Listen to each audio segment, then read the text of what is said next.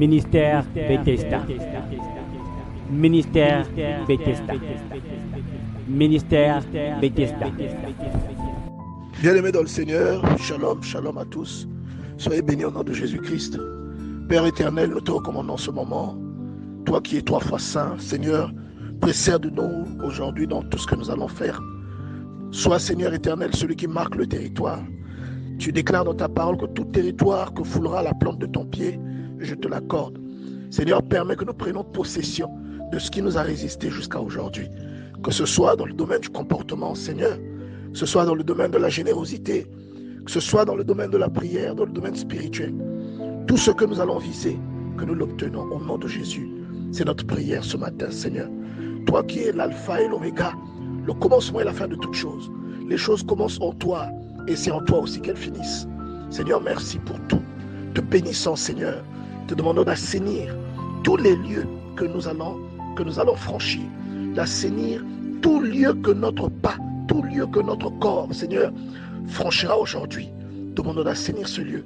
Toute personne qui rentrera en contact avec nous, qu'elle soit bénie et que ses chaînes soient brisées. Au nom de Jésus.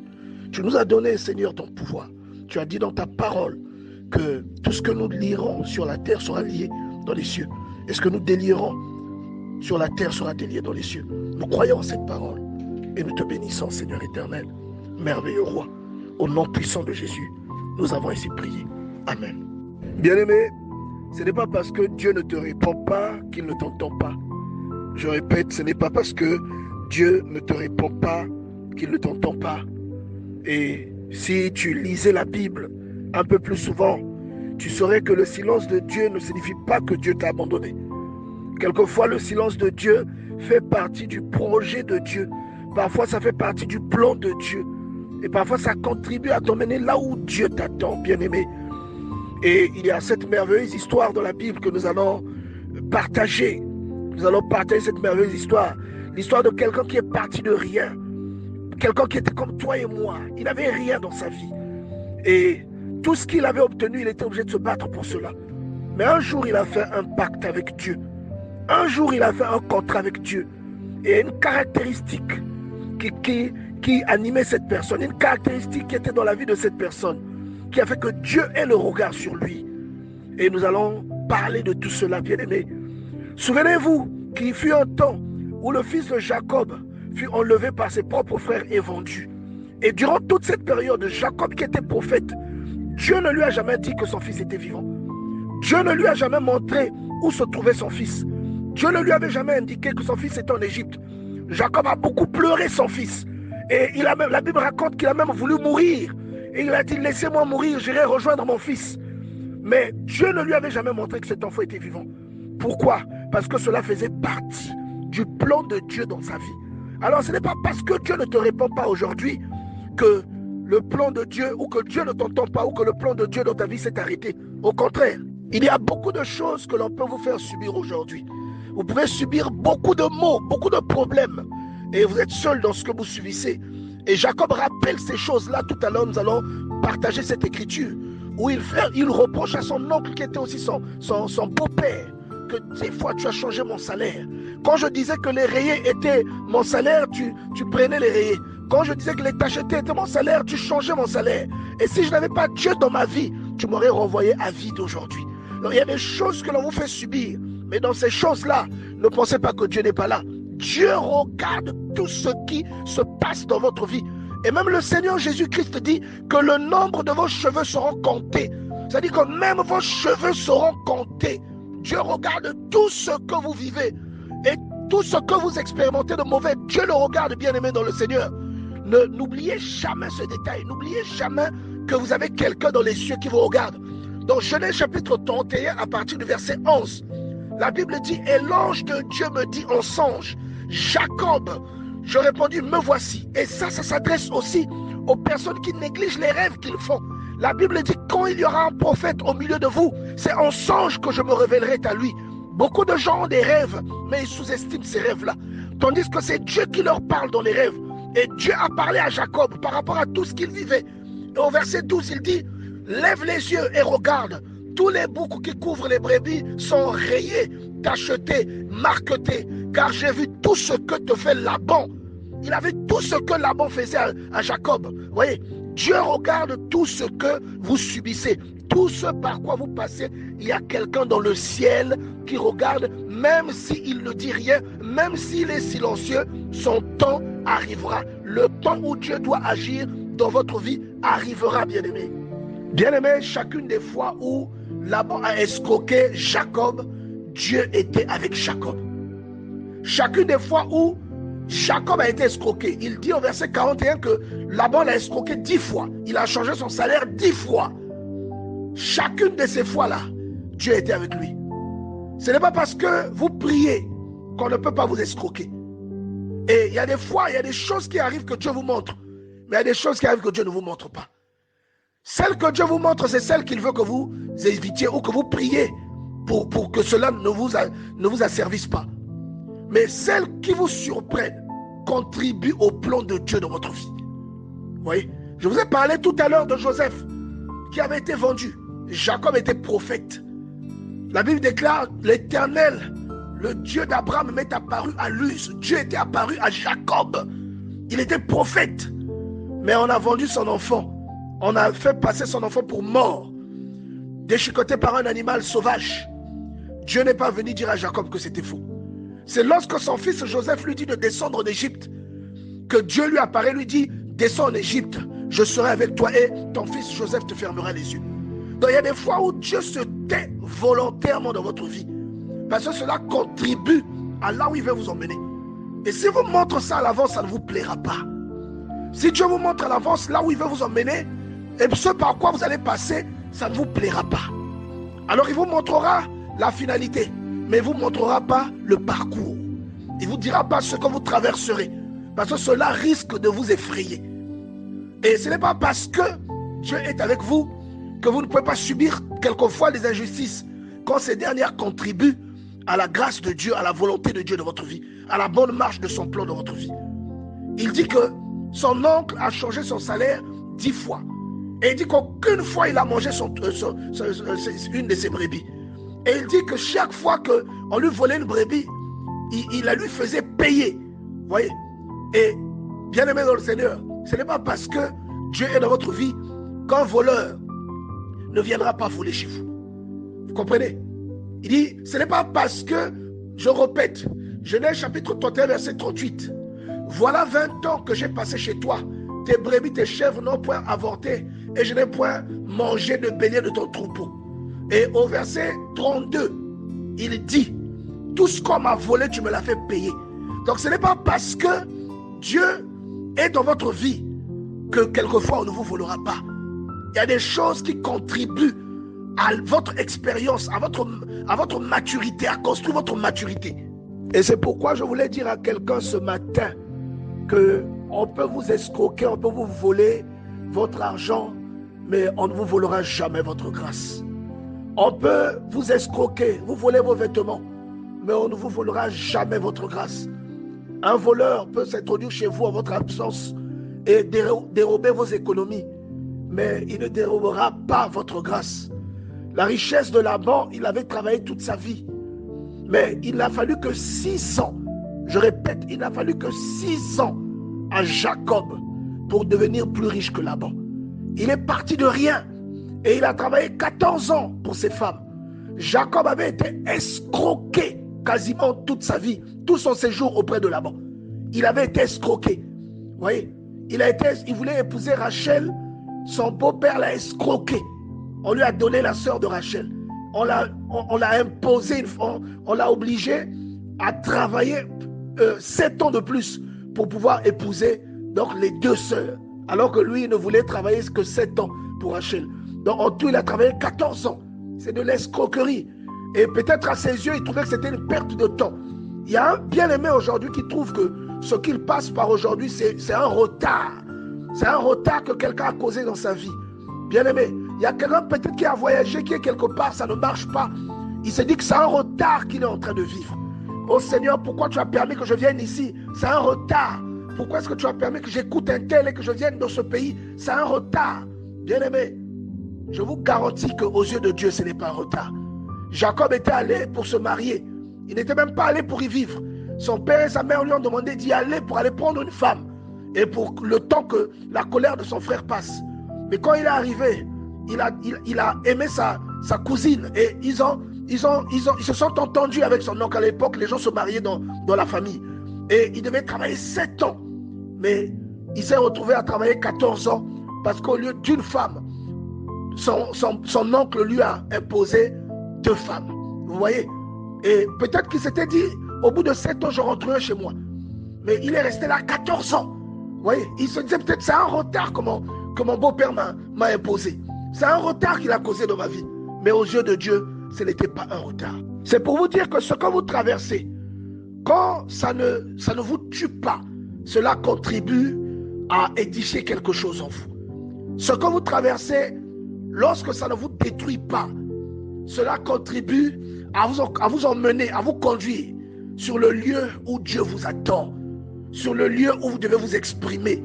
Jacob était parti, il le répète bien dans le livre de Genèse au chapitre 32, où il dit, je suis trop petit pour toutes les grâces et pour la fidélité dont tu as usé envers ton serviteur, car j'ai passé ce Jourdain avec mon bâton et maintenant je forme 2 camps. Vous voyez, quand il est passé, il n'avait rien.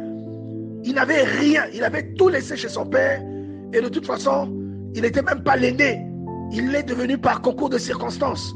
Mais je vous assure, bien aimé dans le Seigneur, que lorsque il a donné sa vie à Dieu, parce que c'est pendant qu'il traversait qu'il donnait sa vie à Dieu, lorsque le Seigneur lui est apparu, lorsque l'alpha et l'oméga lui est apparu sous la forme d'une échelle. Et bien aimé, à partir de ce jour-là, il a dit que si tu me protèges, que tu me donnes de quoi manger, que tu me ramènes dans le pays de ma naissance, en bonne santé, tu seras mon Dieu. Et c'est quand il a fait ce pacte-là avec Dieu que tout ce qu'on a fait contre lui de mauvais n'a pas impacté sa vie. Et vous allez remarquer qu'il y a des choses qui vous arrivent. Vous, dans votre estime personnelle, vous conviendrez que ça ne devait pas vous arriver parce que vous priez, parce que vous avez Dieu dans votre vie. Et Jacob, le troupeau qu'il avait à sa charge était constamment volé. Et son beau-père le lui faisait payer. Mais cela ne l'a pas empêché d'être riche. Et vous voyez comment il explique encore à ses femmes, au verset 7 de Genèse 31, votre père s'est joué de moi et a changé 10 fois déjà mon salaire, mais Dieu ne lui a pas permis de me faire du mal. Donc il y a des escroqueries que vous subissez. Il y a des situations difficiles que vous expérimentez. Ces situations-là peuvent arriver dans votre vie, mais si elles ne vous tuent pas, ça veut dire qu'elles servent le plan de Dieu dans votre vie. J'aimerais que quelqu'un comprenne cela ce matin. Et une chose que j'aimerais compléter ce matin, bien-aimé dans le Seigneur, la grâce de Dieu dans votre vie, c'est comme un billet de monnaie.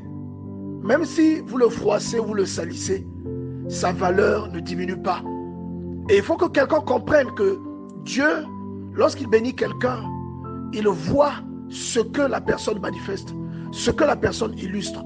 La grâce est quelque chose que vous allez attirer dans votre vie. Votre grâce va dépendre également de votre implication face à certaines choses. Ça va dépendre de votre cœur, bien-aimé. Ça va dépendre de votre cœur. Vous allez voir, par exemple, que Joseph, qui a eu la grâce de Dieu, lorsque le pouvoir est arrivé dans sa vie, il ne s'est pas vengé de ses frères. Mais si l'un de ses frères qui avait participé à ce complot avait été élevé, avait occupé cette position, et qu'à lui on avait fait ce mal, je vous assure que la réaction n'aurait pas été la même. Parce qu'ils ont pris un innocent, quelqu'un qui n'avait rien fait, et ils l'ont vendu, et l'ont fait passer pour mort. Et cet innocent était leur propre frère. Vous voyez que Dieu ne donne pas sa grâce à tout le monde. Et quand vous regardez Jacob, vous voyez la grâce qu'il y avait dans sa vie. Son frère Ésaü ne pouvait pas avoir la même grâce. Parce que Ésaü était profane, il ne respectait pas ce que Dieu déposait dans sa vie. Ésaü était l'aîné, mais il a renoncé à son droit d'aînesse à cause d'un plat d'haricots. Est-ce que quelqu'un peut renoncer à ce que Dieu seul peut donner à cause d'une chose que vous allez aller ressortir demain, à cause d'une chose éphémère? Vous voyez que la grâce de Dieu, elle suit certaines choses, elle suit une certaine logique. Elle a besoin d'une vie de consécration. Elle a besoin de la piété pour être nourrie. Vous voyez, la Bible dit, j'ordonnerai à la bénédiction de venir dans tes greniers. Deutéronome chapitre 28. Donc, il y a des choses, bien aimés, qui s'attachent à vous à cause du comportement ou à cause des choix de vie que vous faites. Et si vous avez la grâce, ce n'est pas vous qui allez poursuivre la bénédiction, mais c'est la bénédiction de Dieu qui va vous poursuivre, bien aimés. C'est la grâce de Dieu qui habite en vous, qui va agir comme un aimant à bénédiction et qui va attirer ces choses. C'est pourquoi recherchez la grâce de Dieu. Et pour que vous ayez cette grâce, menez une vie de consécration. Et j'aimerais que quelqu'un sache ce matin que Dieu ne bénit pas les paresseux. Il n'y a aucun paresseux béni dans la Bible. Vous ne trouverez jamais parmi les grandes figures une personne paresseuse. Dieu ne peut pas bénir quelqu'un qui n'entreprend pas.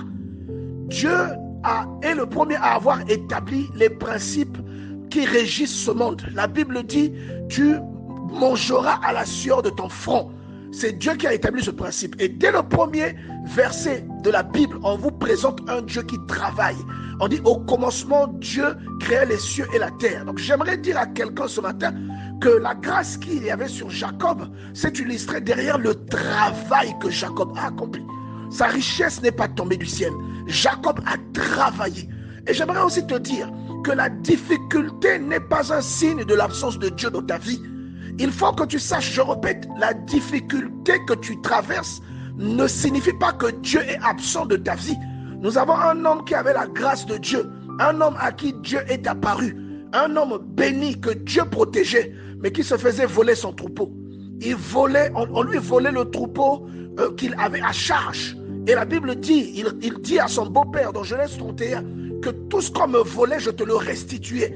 Tout ce qu'on me volait la nuit ou le jour, je te le remboursais. Et c'est un homme, on a ici affaire à un homme qui passait des nuits blanches en train de surveiller le troupeau. Il passait des nuits blanches en train de veiller sur le troupeau. Et nous, généralement, quand on a des conditions de travail pénibles, on se plaint beaucoup. Et on voit derrière cela le fait parfois que Dieu n'est pas avec nous, ce qui est complètement faux. On peut avoir des conditions d'études qui sont très pénibles. On peut aller dans un pays où il fait froid alors que vous allez à l'école. On peut aller dans un pays où vous allez étudier mais que les gens ne sont pas très chaleureux. On se plaint beaucoup. Bien-aimé, si tu es dans cette condition, rappelle-toi de ce que Jacob a vécu. Il est allé dans un pays, il y est allé normalement pour trouver une femme en obéissant à ses parents. Mais quand il y est allé, il a conclu avec son oncle qu'il allait travailler pour 7 ans afin d'avoir sa femme. Mais son oncle l'a escroqué et il s'est retrouvé là à travailler pendant 14 ans, bien aimé. Et aux yeux des hommes, cela peut être une perte de temps, cela peut être jugé comme un retard. Mais aux yeux de Dieu, tout ce qu'il laisse entrer dans votre vie, le retard, dans tout ce qu'il laisse entrer dans votre vie, le retard n'existe pas. Il n'y a aucun retard aux yeux de Dieu. Ce qu'il laisse vous rencontrer dans votre vie contribue à vous conduire là où lui. Bien-aimé, si vous êtes paresseux, Dieu ne vous bénira pas. Il y a beaucoup de personnes qui aiment les gens de prophétie où on dit que vous aurez de l'argent dans votre vie. Mais tous les personnages bibliques qui se sont enrichis, leur richesse n'est pas tombée du ciel. Bien-aimé, même Salomon, à qui Dieu a promis la richesse, sa richesse n'est pas tombée du ciel. Il a mis en place des stratégies pour accroître cette richesse. Vous comprenez? Et ensuite, c'est Dieu qui ouvre le chemin pour que les stratégies que tu mets en place fonctionnent librement. La richesse ne tombe pas du ciel.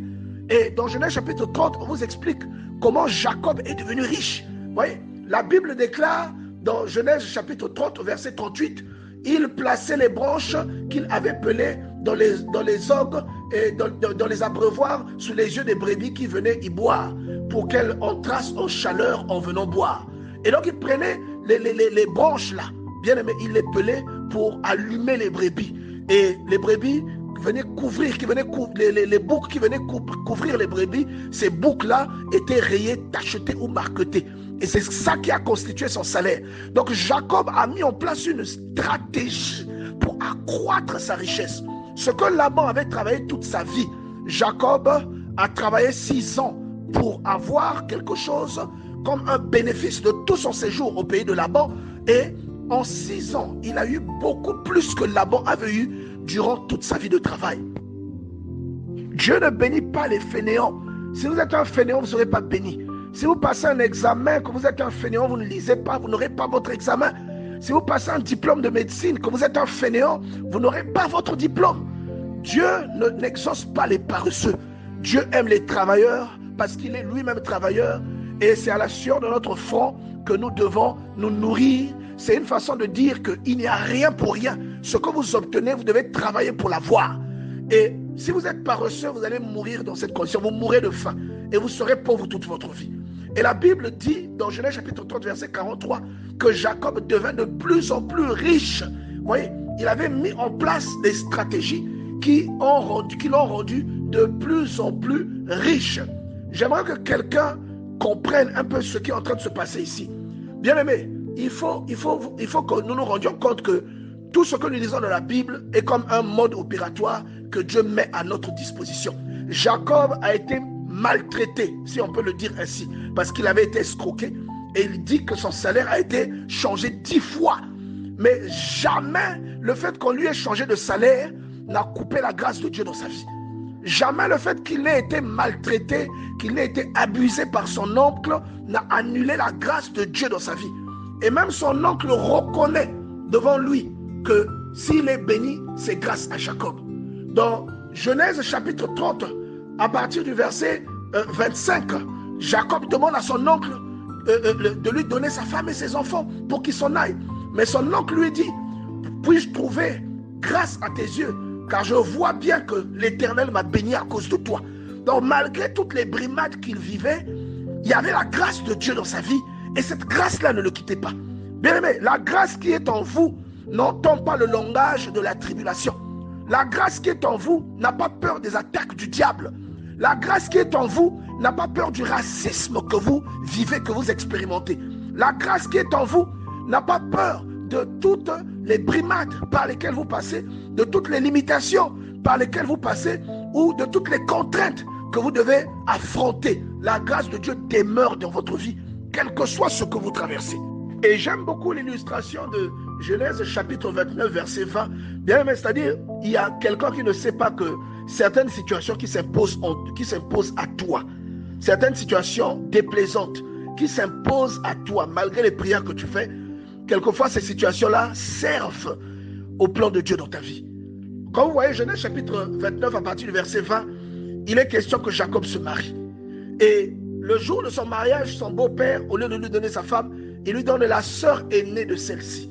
Et lorsque Jacob se réveille, après avoir couché avec Léa, il rentre dans une colère noire. Et il demande à son oncle, pourquoi m'as-tu trompé? Et son oncle donne les raisons qu'il faut. Donc Jacob se retrouve à travailler encore 14 ans de plus. Vous voyez, à travailler encore 7 ans de plus, pardon. Ce qui fait un total de 14 ans.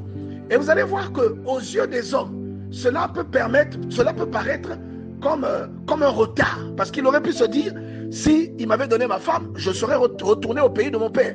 Puisque constamment, constamment Laban lui dit, tu es là en train de languir après le pays de ton père. C'est-à-dire, il avait envie de rentrer chez lui. Mais il reste encore là 7 ans de plus. Donc en tout, il reste 14 ans. Donc s'il était resté 7 ans, et comme on l'a trompé, il devait travailler encore 7 ans, il aurait bien pu se dire, j'aurais peut-être pu rentrer chez moi. Mais ce que beaucoup de gens ne comprennent pas, c'est que ce retard a pu permettre à Dieu d'affaiblir toute la haine que son frère Ésaü avait. Vous voyez, même s'il n'était pas totalement réconcilié, même s'il n'avait pas totalement oublié la méchanceté, parce que quand Jacob s'en va, Ésaü marche à sa rencontre avec 400 hommes. Mais vous voyez que Dieu, il travaille les choses pour les affaiblir d'abord. Il va prendre le temps de travailler la chose avant de permettre que la rencontre soit là. Lorsque la haine est encore très vive, Dieu n'occasionnera pas une rencontre. Il va prendre le temps de bosser la haine en question, de la travailler au corps pour l'affaiblir. Et quand elle est suffisamment affaiblie, il rend la rencontre possible parce que Dieu est souverain, c'est lui qui permet tout. Vous voyez? Donc le temps, les 14 ans supplémentaires ont peut-être permis à Ésaü aussi de prospérer de son côté, puisque quand Jacob le croise et qu'il lui offre des choses, Ésaü lui dit, moi, ne t'en fais pas, moi aussi j'ai prospéré. Donc ça permet à Ésaü de prospérer de l'autre côté pour ne pas que la frustration demeure, pour ne pas qu'ils se disent, comme mon frère a volé ma bénédiction, parce que tous pensent que la bénédiction là, elle est seulement pécuniaire, qu'elle est seulement financière, qu'elle est seulement dans le cadre des possessions, ce qui est complètement faux. Vous voyez que Ésaü aussi avait des possessions, mais la Bible dit que c'est Jacob qui fut béni.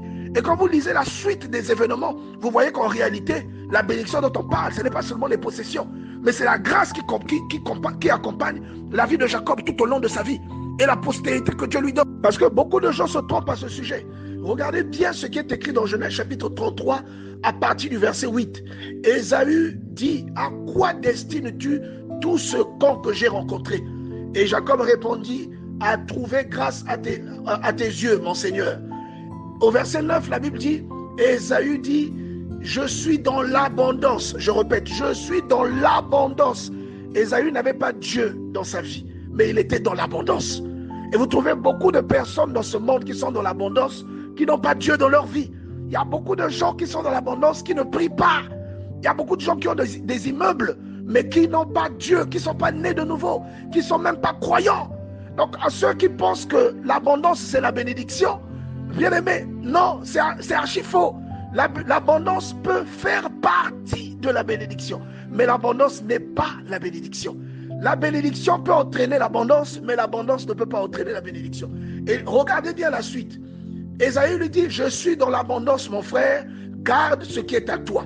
Donc remarquez bien que Ésaü est dans l'abondance malgré le fait que Jacob fut béni à sa place. Donc vous voyez que Isaac avait béni accidentellement Jacob, et Ésaü voulait le tuer à cause de ça, parce qu'il savait que toute la bénédiction est allée sur son petit frère, sur son frère jumeau qui était son cadet. Vous voyez, mais malgré tout, Ésaü aussi était dans l'abondance, et il lui dit: garde ce qui est à toi. Est-ce que vous voyez? Parce que je suis dans l'abondance. Mais toutefois, il lui manquait quelque chose. La grâce que Jacob avait, lui ne l'avait pas. Regardez ce qui va se dire au verset 11 du chapitre 3. Jacob lui dit: accepte donc mon présent qui t'a été offert, puisque Dieu m'a comblé de grâce. Vous voyez la différence? Dieu m'a comblé de grâce. Ésaü dit: je suis dans l'abondance. Jacob dit: je suis comblé de grâce. C'est à ça que lui a servi la bénédiction de Dieu. La bénédiction de Dieu emmène en vous la grâce. Et c'est cette grâce qui attire l'abondance, qui attire la faveur, qui attire la convergence en votre faveur de certaines situations difficiles. C'est la grâce de Dieu et c'est ce que nous devons rechercher. Bien aimé, il faut laisser les excuses pour les non-croyants, pour les personnes qui ont une petite foi, les gens qui ont un petit bouclier. Il faut leur laisser les excuses parce que je suis challengé, parce que je n'arrive pas à trouver du travail, parce que je vis dans un pays où il y a beaucoup de racisme, parce que je n'ai pas mes papiers, parce que je ne suis pas marié. Laissez toutes ces excuses aux personnes qui ont un petit bouclier, c'est-à-dire d'après Éphésiens chapitre 6 à partir du verset 11, qui ont une petite foi. Vous qui avez la foi, vous savez que le manque qu'il y a dans votre vie ne détermine pas la présence de Dieu dans votre vie. Dieu peut être dans votre vie, mais vous êtes esclave. Dieu était dans la vie de Joseph, mais Joseph fut esclave.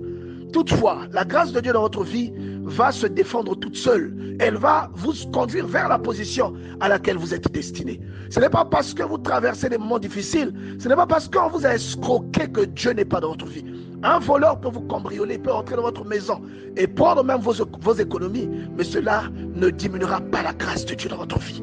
Vous êtes comme un billet de banque, on a beau le froisser, on a beau le salir, on a beau le froisser par terre, sa valeur ne change pas. Il y a même des billets déchirés, sa valeur ne change pas. Il suffit de le coller un tout petit peu et il sert de nouveau.